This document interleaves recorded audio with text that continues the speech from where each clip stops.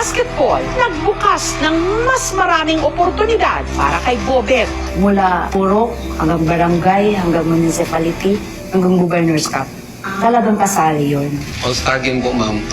Siya yung nag-MVP. Doon siya na-scout ng Ateneo di Davao. All scholar po, may dorm at saka allowance. Sabi ko, sige lang, baka makapag-desisyon kami na ganyan.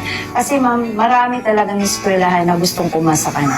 Parang 30 school. Eh di proud na proud po kayo, Opo, no? ma'am, proud na proud. Para kayo nasa alapao. Opo, kasi hindi lahat ng tao is makamit yun, di ba? Tapos lalong-lalo na sa hirap ng buhay namin. Tapos isa kami doon na makapasok. Sabi ko, doon ka na lang sa Tinibit kasi kasama mo yung kapatid mo. Kaso naispatan din siya ng Ateneo sa Manila. Paano ho naging desisyon doon? Yung nagpaaral sa kanya sa Davao, sila yung kumausap doon sa Ateneo de Manila. Kaya yun, sinabi ko, kayo lang, basta masabi ko na ligtas lang yung anak ko.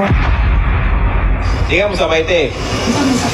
Kasi, Kabado ng araw ba sina Bobot at Bebet na malalayo sa kanila ang kanilang anak? Pero sinuportahan pa rin nila ang desisyon nito na lumuwas mula Ateneo de Davao hanggang Ateneo de Manila University sa Quezon City.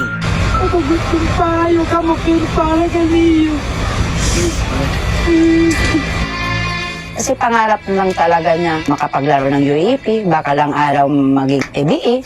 Yung batang isang nasa province o kilabukid lang is makapaglaro na sa mga UEP games. Laki sa hirap, masinop sa pera.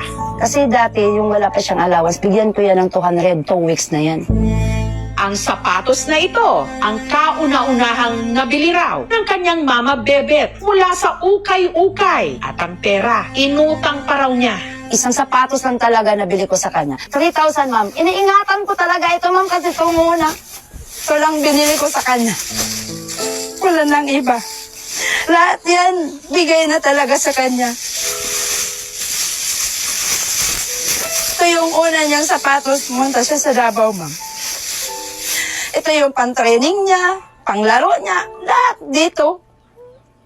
Kaya, sakit, hindi ko ito ibibigay. Tinatago ko to. Ito lang talaga yung binili ko sa kanya, isa lang. Kahirap ng buhay. Tinipid man daw ni Bobet ang kanyang sarili. Pagdating sa kanyang pamilya, galante siya.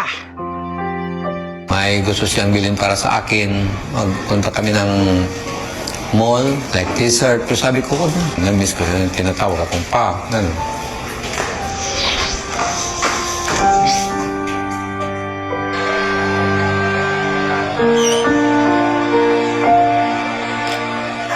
Ang pinaka-iniingat-ingatan ngayon ni Rubian ang iniregalo sa kanyang sapatos ng kanyang nakababatang kapatid na si Bobet. Sabi ko sa kanya, balang araw, pagkatapos ko mag-eskwela, babawi din ako kanya pag magkapera din ako. Pero nung last, hindi na ako nakabawi kasi wala na pa na si Bobet. Siguro sa mga kapatid ko na lang na maliliit ako makabawi.